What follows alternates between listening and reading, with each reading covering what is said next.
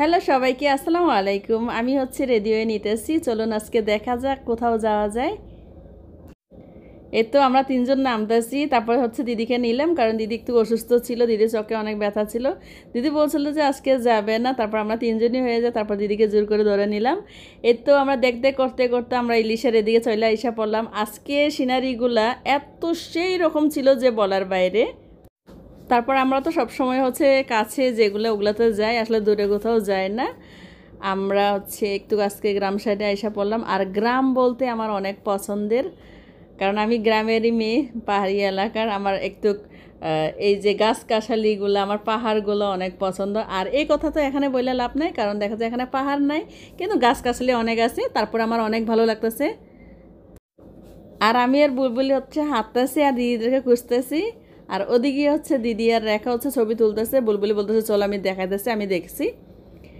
আর এদিকে আমি আর বুলবুলি দাঁড়াই রয়েছি। আর বুলবুলি বলতেছে খেজুর কুড়ামু, কারণ এই খেজুরগুলো দেখা যায় কাঁচা খেজুর, এত পরিমাণে কষ ছিল। আর এদিকে দিদি আর আমি ছবি তুলতেছি, রেখা ছবি তুলে দিতেছি। তারপর আর এই এলাকা থেকে আমার আসতে মন করেছিল না, কারণ আমি সবসময় বলি আপনাদেরকে বরাবরই যে আমার গ্রাম, তারপর দেখা যায় কাল বিল আমার অনেক ভালো লাগে। এদিকে ছোটো ছোটো খেজুরের গাছগুলা, জায়গাটার নাম আসলে আমি সঠিক বলতে পারি না, কি এলাকা বলা হয় আমরা জিজ্ঞেস করি না কাউকে। আন্দাজে গেছি আন্দাজে গিয়ে তারপরে এসে বললাম যে আমি ওদের সাথে গল্প করতেছি, ওদের বাড়ি করে জিজ্ঞেস করতেছি। আর আমি ওদের সাথে গল্প বলতেছি আর বলতেছি যে তোমরা সদরে যাই, সদরে গেলে আমাদের সাথে দেখা করবা।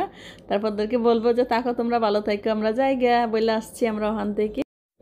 এই গাছের সাইডে আমি ছবি তুলতে চাইছিলাম, এদিকে কি জানি একটা দেখলাম, গোল সাপ না কি বলেন আপনারা। আর ওখান থেকে বইয়ে আইসা পড়লাম। আর এদিকে আবার দেখা যায় যে অবশেষে আবার আইসা পড়লাম আমরা ইলিশার এদিকে। আর এদিকের জায়গাগুলা এত সুন্দর লাগতেছে, এত সুন্দর, মানে বাস্তব যদি কেউ দেখতো ওই জায়গা থেকে আসতেই মন করতো না।